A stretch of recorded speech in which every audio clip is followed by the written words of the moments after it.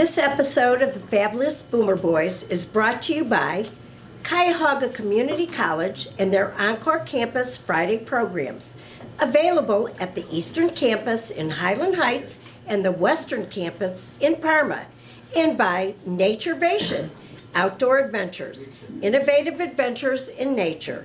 Naturevation, your concierge to the outdoors. So go to naturevation.com. And now, here are your hosts, the Fabulous Boomer Boys, Bob Snyder and Bruce Bogart. Happy New Year. All right. Okay. From the iconic Corky and Lenny's Restaurant and Delicatessen, I'm Bob Snyder. This is my friend from the fourth grade, Bruce Bogart, and we are, in fact, the Fabulous Boomer Boys. Thank you for joining us tonight. We've got a lot to get through, so we're going to start right off. But first of all, I want to thank our many listeners. We passed the 5,000 mark in hits, and I'm very proud of that. And we continue to strive to be the #1 webcast for baby boomers in Northeast Ohio. So keep telling your friends to tune in and go to YouTube and search the Fabulous Boomer Boys and watch our shows. You can catch up on past shows as well. Well said. Thank you, Bruce. So anyway, we do have some breaking news, though, that we do have to tell everybody. Go. Breaking news, just like the NBC Nightly News. If you've watched it, every night they come out and they go, breaking news. It's the same stuff every night, whatever it is, but it's breaking. Cut to the chase. We got a good guest. All right. Okay. Here we go. Anyway, starting Tuesday, February 5th, we are going to be broadcasting on Tuesday nights here from the iconic Corky and Lenny's rather than Monday nights. Our staff of production people, Tyler Plevin, has a class on Monday nights. So we're going to have. We don't want to lose Tyler, so we're going to move to Tuesday nights for broadcasting, and then the show will still continue to come up on Wednesdays. So if you're in the area, as I know a lot of you, some people like Bobby Himmel plays basketball on Mondays, he can now come on Tuesdays. So we hope that you'll spread the word about that as well. Okay. Thank you, Bruce. Anyway, also, one other thing, in fact, if you want to come here on February 5th, we want to remind you who our guest is going to be, and it is from my elementary school days and Bruce's elementary school days at Roland School. We have Miss Rybold, Gail Rybold, who is now Gail Allison, and she is going to be our guest on February 5th. She also was really quite an educator at the Orange school systems. In fact, they named a street after her, Gail Allison Drive. So I hope you'll spread the word about that. I think a lot of her former students like us might want to see her. Well, yeah. Are you calling on me? Yes. Okay. Yeah, you're raising your hand. Well, I never had Miss Rybold, because in those days they would take you and put you. There were the good kids in one class in elementary school, and then there was Bob with Miss Rybold. And she ultimately fell in love with another person on that faculty at Roland School in South Euclid. So they couldn't be on the same faculty, so she went to Orange, and she is now in the Orange Hall of Fame, Orange City Schools Hall of Fame. But the thing is, people who are baby boomers, who were in the Orange system or the South Euclid system, they will know her, or I may ask where my old Miss, I want to know where Miss Schaefer is. Well, she might know. But it's been 50 years. Oh, Mr. Allison's still around. He'll be here. Rochelle's a South Euclid lady. Right. So anyway. Mr. Allison will be here. I want to get to Mr. Fisher. But I say one more thing? No, because I have something else to say. Important. All right, you want to say it, but then I have to say one thing. No, go. All right, what were you going to say? Well, we can't go without saying, for those of you that get the Jewish News, you've seen this, but if you don't get the Cleveland Jewish News, we're very proud of the, I think it was the January 11th edition. You can still probably get it online, I'm sure, Bruce. Right? Bob sells them. Bob sells them. But anyway, here we are. We'll get the camera shot of this one. They wrote a very nice article by Jane Kaufman. Whole page. Whole page. Look at that, Thank whole you, page. Jane. Yeah, if you go online, it's not the same. Here you can see a whole page, and it's a color picture too, so really kind of cool. And we want to thank Jane for coming by. She really liked our guest that night because he got more time than we did, but that's okay. But who's counting? One more thing. Zach While Brule. we were gone, my friend Bob had his 70th birthday. Yeah. You had to tell everybody 70. I had to, and his wife Bonnie threw him a party down in Florida, and the guys were there. And we have a picture. These are the guys, and you know, these are people that we all grow up with. Some of them, well, actually, the fact is, the Christian guys, we met them in junior high and high school. Right. Because we went to Roland, and it was just Jewish people. Right. But that doesn't matter anymore. But that's the truth anyway. So Bob, Let me see that picture. Yeah. Where's He's not there. He's not there. okay. We'll talk about Yeah. this. All right. Okay. So All right. who's our guest? Let's talk about. All right. So we have a guest that has got so many credentials that if I read you his credentials, because I couldn't memorize them, we'd be here all night. So I'm just going to make a quick introduction to him, Bruce. Is that okay with you? It's too late. Because we want to get him on. We'll talk about all the things he does. I will say that he was the former lieutenant governor. He was the attorney general of the state of Ohio as well. And he's currently the dean of the Cleveland State John Marshall Law School. So everybody, I know you're going to know this guy. Lee Fisher, please come on.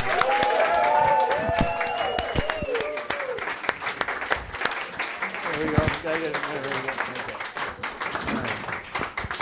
I wasn't trying to be cool with the fist bump. I've got a cold, and somebody gave it to me. I don't want it to give it to anybody else. Okay. Oh, it is. All right. And you notice tonight we're all in the same color, Bruce. And Color scheme? yeah. How do you like that? Can I begin by just saying something? Are you sure you want a guest? you guys don't really need a guest. I just heard the beginning of the show. In fact, ladies and gentlemen, this is a 15-minute show, and it's over. Tune in next week. Okay. Okay. Glad to be here, but I won't be offended if the two of you keep talking and ignore. Well, I tried to cut. You saw I tried to move. I the ball. did, yeah. he did try. Okay. All right. So I think with the introduction, we'll get to some of the things you do. But one of the things I've got to ask you, and we don't like to get into these kind of topics, but this thing really bothers me. Okay. The shutdown. Let's shut down. Okay. I don't want to talk about the shutdown. What I want to talk about is how come Congress got paid? They're federal workers. In the audience, I want a little reaction to that. If this is not a good idea. I did not hear one guy on ABC, CBS, Fox. How come they don't even do anything? They got paid, but all these other people who, and the congressman, well, I don't know what the percentages of millionaires in Congress, but I know it's a high one. They got paid. They didn't even meet. They go off to Puerto Rico. The other ones went to wherever they went. And people that are working in jobs that are helping everybody else in the country, they didn't get their checks. So as a politician, I have to ask you, He why didn't did mean these that in a guys- bad way. No, at the one time. Why didn't one of them come out and say, you know what, we're not going to get paid either to be part of this? You know what they did? They gave them free food. How about not getting paid? Okay. Okay, any opinion on that? I do. Okay. Is the show still on? Yeah. Okay. First, Bob, I'll say to you, I want to answer a question you didn't ask me, and then I'll get to that. Okay. Why was there a shutdown? And the answer is there shouldn't have been one. Thank you. Okay. Regardless of party, regardless of who is president, you don't hold an issue hostage and have 800,000 people suffer as a result of it. That's not the way government's supposed to work. Okay, that's number one. Right. Number two is that you are absolutely right that every member of Congress, House and Senate, should not have been paid. In fairness, there are several members of Congress, Senator Mark Warner being one of them, who have actually already introduced a bill to say that if there's ever a shutdown again, none of us, that is senators and representatives, should be paid. The only thing I would say, I am disappointed, though, that all members of Congress, as a group, didn't on the first day say, we will forfeit our pay, Yes, and if exactly. we're not allowed to do that, we will donate it to charity. Right. So the bottom line is they shouldn't be paid, but they also should have volunteered not to be paid until that law gets passed. Okay, so baby boomers, you heard it here from baby boomers first. Okay. All right, good. All right, now, what does a dean of a law school do? Okay, it's a good question. First of all, I have... Bruce will tell you, I only ask good questions. Okay. Yeah, okay. First of all, you should know that one of my bosses is here tonight. Oh, okay. Because you learn very quickly when you're a dean Yes. that the faculty are your bosses. Okay? Okay, all And right. one of our best faculty members, in fact, the best faculty member, is here tonight, Professor Daron Kalir. Okay. Professor, Let's get him on Tyler. Get him on camera there. Go ahead. Jerome, by the way, is from the country of Israel. Okay. He Shalom. He's one of our great professors. So I wanted to say that because it's important that a dean suck up to the faculty as well. What is he a professor of? He is a professor of everything: constitutional law, civil procedure, Oh, really? religion and the law. He teaches lots of different things, and he is a very popular professor in our school. But I think that's enough about Jerome. Let's talk about Right. Okay. Well, he can be a guest another night. That's right. Yeah, Okay, but you should have him as a guest. All right. The dean of the law school is the CEO of the law school. Okay. So what I do is we have about a $12 million budget. We have 35 faculty. We have about 35 staff. We have about 100 adjunct faculty, which are practitioners of law, lawyers here in Cleveland who teach courses very often in the evenings. And we have a board of visitors, distinguished lawyers from around the country who advise the law school. We have an amazing alumni association. And I basically am involved in just about everything, not just about everything that the law school does, from admissions to making sure that our graduates pass the bar exam, to make sure that they get jobs. And we tell our students we're your law school for life. So that means that even if we help them get a job right out of law school, they call us 10 years from now, we'll help them get another job if they want one. Great. Okay. So, baby boomers, Yeah, which you are. I am. Okay. I am. And current law school students. Let's compare them. Okay, well, first of all, I've loved every job I've ever had, but there's only one job that I've ever had that I can actually say about this particular job.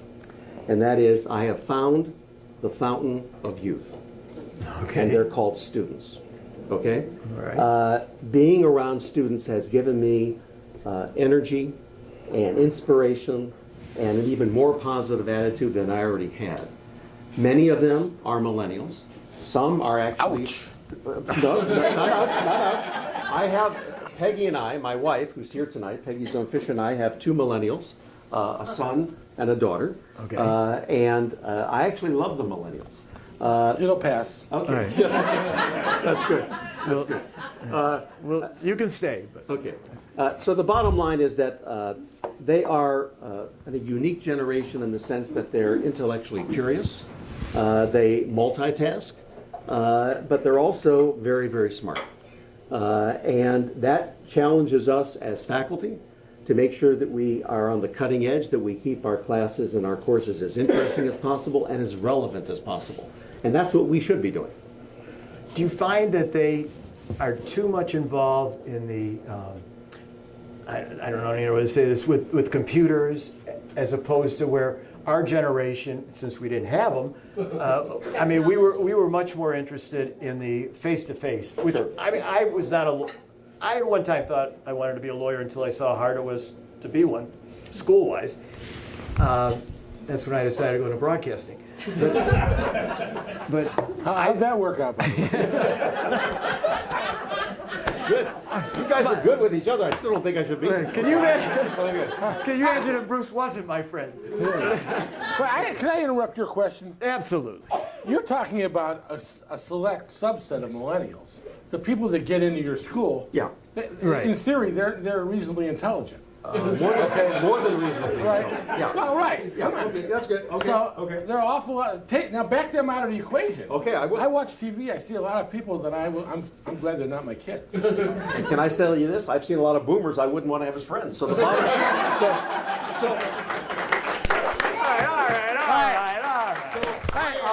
You don't stereotype any generation because there are Fair good enough, and bad in fair every enough. generation. Okay, And millennials and boomers are no different in that Right. respect. But I think on the whole, Yeah. again, I get your question about technology, right? about technology, that's a word.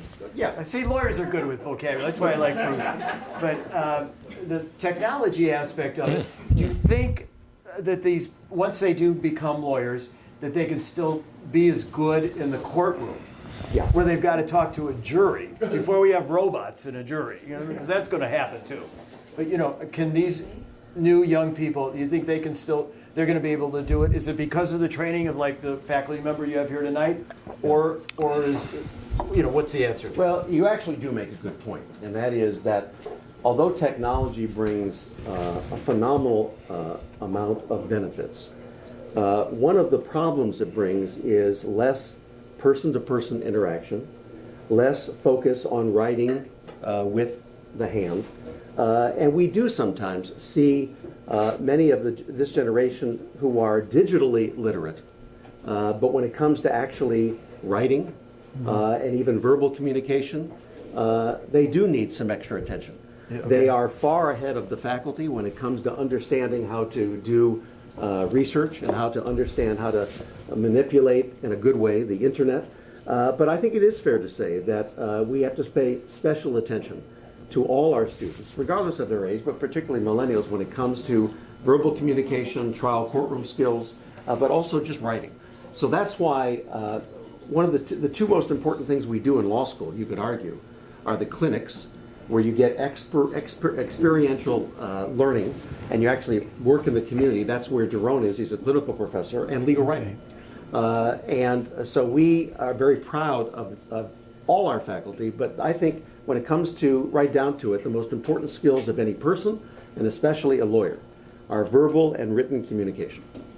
Well, and I think Bruce is great at writing. He writes me the nastiest emails. But, and I can't match him, you know. But he's had a blog over the years and stuff. And I think that's something that is lost on some of the millennials. But it's good to see. All right, Bruce. I know you're chomping at the bit here. You're chomping at the bit here. Well, first of all, so we decided to ask you, and you were gracious enough to come on our show. And we knew you were coming on a show, and I wanted to know what I didn't know about you. And I got to tell you something. I learned a lot.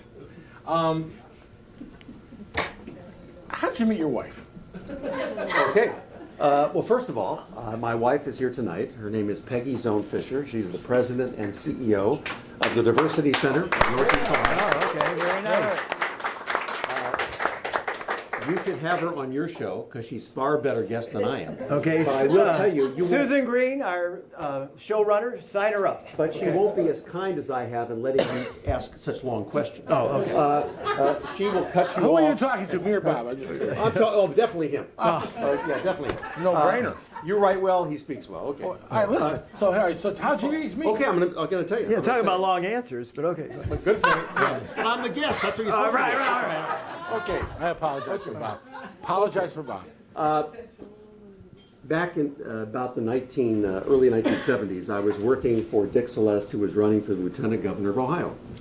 And I met a woman by the name of Beth Zone, who was very involved in the campaign. She was a wonderful person, and she held a party one night for all the people in the campaign. And at that party was her younger sister, Peggy Zone. Okay. And I wanted to impress her. So I did something that night that I haven't done since. I took dishes into the kitchen. I fixed the fire. I knew she was watching me, but I was being cool. I just wanted to sort of impress her. Everybody else is talking politics. Me, I'm just making sure everybody's happy. Yeah, but that was a political statement. It was a political statement. It worked in the sense that although she didn't really pay much attention to me that night, about a year later, she moved from the west side to the east side. I called her because I really didn't want to date a west sider at the time. She moved to the east side. I called her. She did not like me on the first date. That's a whole other story. Where'd you go? We went to a movie which was awful. What was the movie? We both actually, I think, fell asleep at the movie. Then we went to Nighttown, one of my favorite restaurants. One of my first dates when I was divorced was always go to Nighttown. I love it. That period of divorce, and Nighttown in the greenhouse. I mean, Okay, right. that's where you went. And it's also not bad for. Okay, so I'm almost done. Okay, well, here we go. So I'm a nervous wreck, okay, because I really have fallen for her already. Okay. And I Well, say. can I just say, I have to interrupt. Yeah. You went to Shaker. I Is did. that right? I did. And this is the difference between the Shaker. All right. That was the difference between the Shaker guys and the Brush guys. The Brush guys weren't nervous. Okay. Shaker guys were nervous, but You okay. weren't as cool. Okay, Right, that's all right, fair. go Okay. ahead. So anyway, I'm nervous. I get up and I am gone for about 10 minutes. And I come back and she says to me, "Where were you?" And I said to her, "Well, I was just talking to people in the restaurant." Well, she thought I'm a real jerk, right? I'm gone for 20 minutes. Yeah, right. 3 dates later, I told her the truth. I went to the men's room and I threw up. Oh, up until that point, she really wasn't sure she liked me. That moment, she loved me. Oh, She yeah. said if somebody would throw up over me, I might marry them. So that's the short version of how we met. Okay. Okay, very great story. Okay, okay. Because we don't have a lot of time. Well, that's because of you. Okay. Okay. So no, what I was going to say. So we're going to go a little longer tonight. Oh, good. Okay, we like Well, I that. don't mind doing that if Lee talks. Okay. So That's what I like. all right. I So like Bruce. So Lee, when you've held a lot of different jobs, Yeah. okay? We mentioned some of them earlier. You've been involved. The beauty of what you do, as opposed to a lot of other people that were or are politicians, is that you've been in the private sector, right? You can Yes. give a plug for the law firm you were with. I was with Han Lozier, Friedman Really? D. Nuelma, now known as Han Lozier. Really, very prestigious law firm. The attorneys there do not perspire. I never heard of that one. Is that right? There you No go. perspire. All right. Okay. Okay. And then you've done some nonprofit organizations you've been ahead of, right? Yes, I was CEO of the Center for Families and Children, and I was CEO of a national nonprofit organization called CEOs for Cities. Okay. And then we know you were lieutenant governor and you were attorney. By the way, are we on top of things? Today's Plain Dealer, who do you think they had a quote from? Lee Fisher. They did? Okay. Yes, they did. We're on top of things. I didn't even know that. Yes, they did. They quoted you in an article about the current lieutenant governor. Oh, my. They asked I gotta about read they that. asked Okay. about what you thought about that. And you said What did I that- say? I want to see if you really read the Well, article. no, I did. And basically, what you said was that the He'll never pull it out. lieutenant Never. governor Yeah, has to get along with the governor. that's true. Because otherwise, it makes Yeah. no sense. That's right. So- That's right. right. Okay. What you didn't talk about was the fact that how now the lieutenant governor makes about $40,000 more than when you were lieutenant That's governor. very true. Very You know, true. Yes, which yes. I found kind of interesting. Yeah, But yeah. anyway, so my point of all this long question, again, Bruce, is that you had to reinvent yourself. Yeah. And I think a lot of baby boomers can relate to that. Yes. Okay? I mean, I went from broadcasting to the steel business to divorce, marriage, whatever. You know, you have during this time you have to reinvent yourself both socially, socially as well as in your professional Sure, career. sure. You know, Bruce can relate to that. He's been divorced also. So I think I'm trying to include him. I mean, that's all I'm doing. You don't, Bob, I gotta say it. It may be easy for you to joke about it, but I was the product of a broken home. And my mother had a bad ear. Right. And, you know, I'm vulnerable. Come on. Okay. I'm sorry. Can I ask a question? Sorry you had to be. I just have one question. Who's matzo ball soup with this? This is Corky and Letty's. Can I have it while you guys are talking? Yeah, okay. Okay, good. So, Just go ahead, continue. I'm Okay. so sorry. all right. So Lee, all right. Tell us how you how do you describe reinventing yourself as a Okay. baby boomer? Okay. I admire and respect people who are in one profession their whole life because often they excel at it. And I want to make that clear.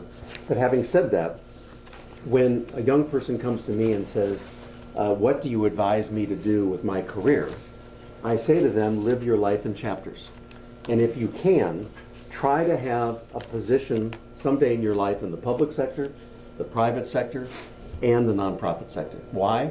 Because at those three intersections is where all the challenges and opportunities in the world are today.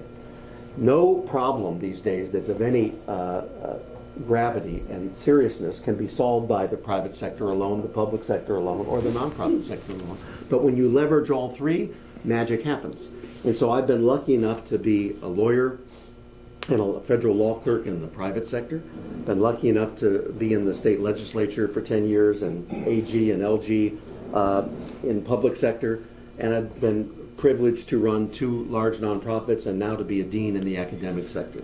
And I think in each sector I was better for having been in the other sector because you have to have multiple perspectives on issues. You can't look at them one-dimensionally.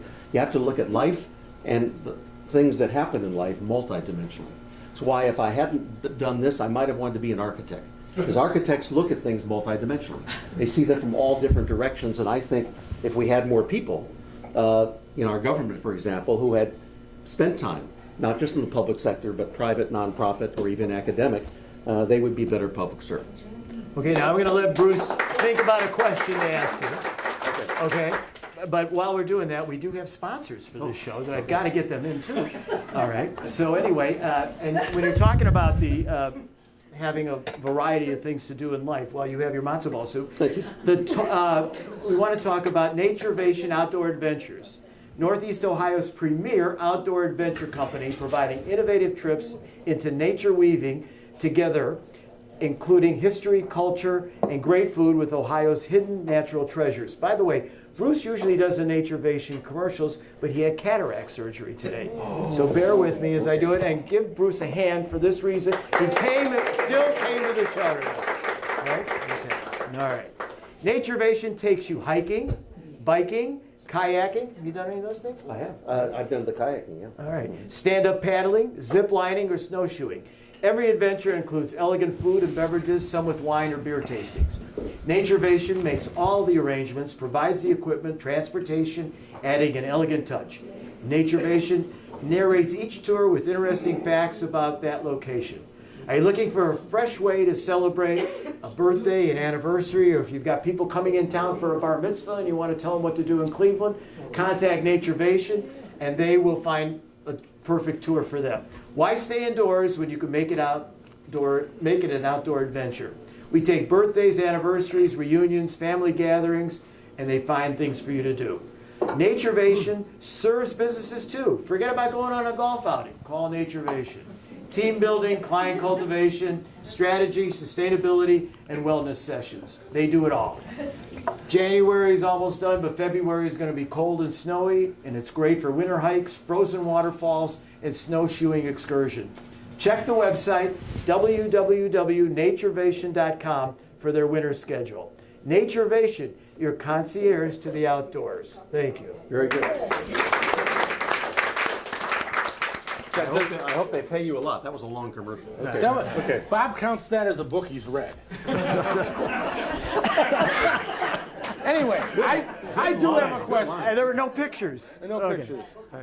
Okay, see, it's somewhat easy. It's somewhat easy for you to say, I think. Well, you can go in the private sector, you can do public sector, because most people don't have that luxury. Yeah. Most people, I mean, if they're going to change jobs, first of all, they can't go without a growing period in the next. Sure. So I'm going to take it from another direction. So you're now teasing 70 or 67, right? That's not even close to 70. Okay, well, That's what I thought. That's what I thought. 69 and a half is close to 70. 67 is not that close. Okay, you're in field goal range. Okay, Fair enough? field goal range. Okay. I would say a long And pass. you wake up on your 70th birthday Yeah. and you find out that Cleveland State University is no more. How do you spend your next 10 years? Take over this show.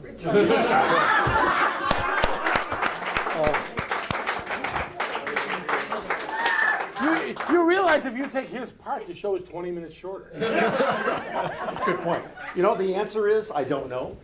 But I love new adventures. I love learning new things. And so all I can say to you is that whatever it would be, I don't plan to retire anytime soon, meaning maybe even the next 10 years. And so if Cleveland State doesn't exist 3 years from now, unlikely I'll retire.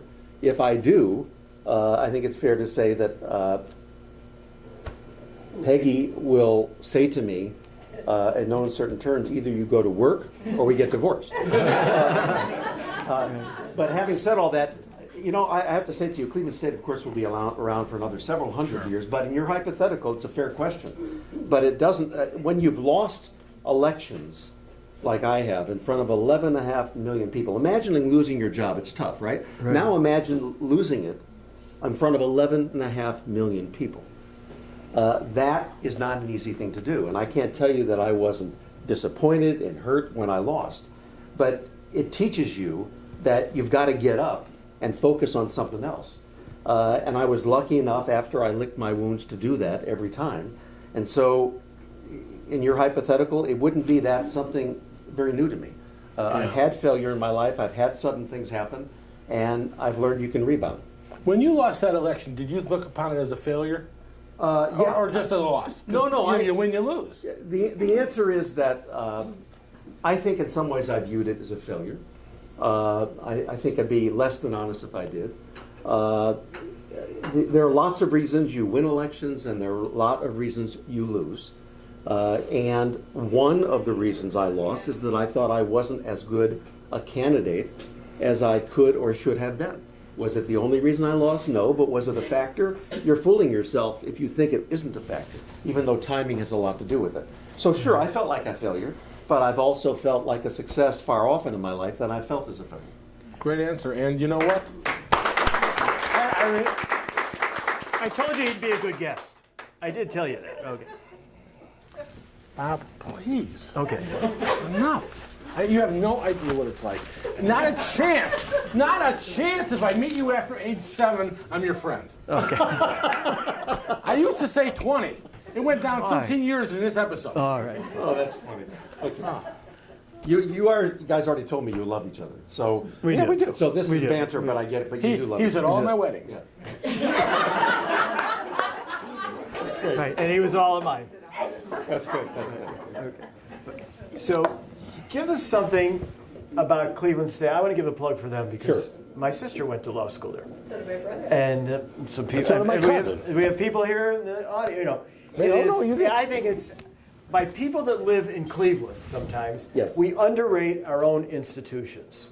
Maybe I'm wrong, but I think there are people that do that, especially West Siders. But I think They that, may be right on the west side. They may.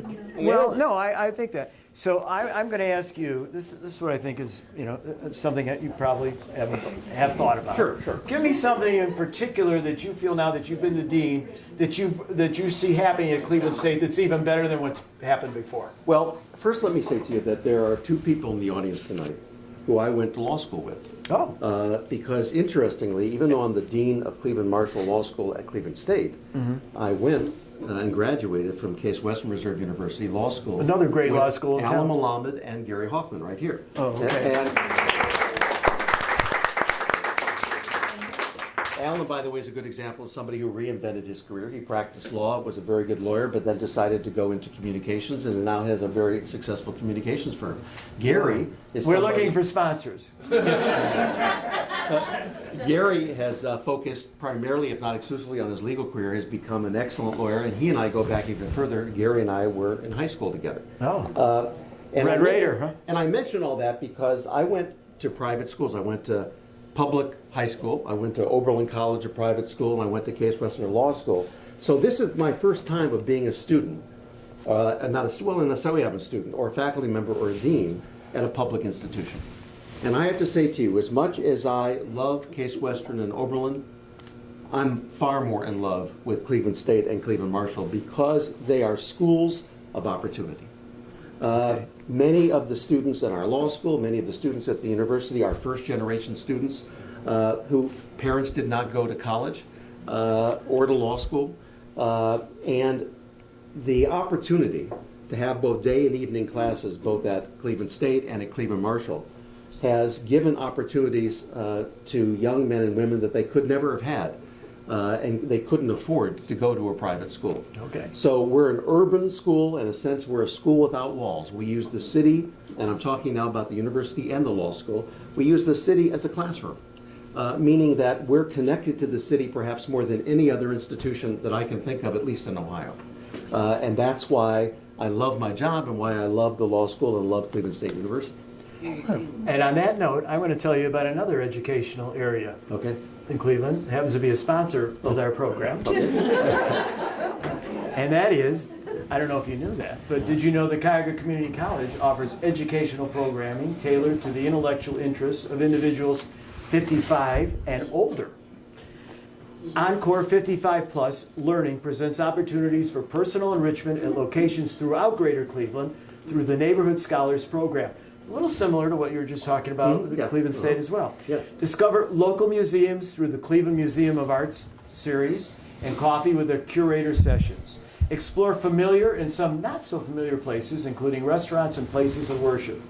Now this, of course, is for people over 55, which still, or maybe they're retired, or they've got some extra time, and they want to be able to continue their education. And Cuyahoga Community College, I think it's a great program that they offer people.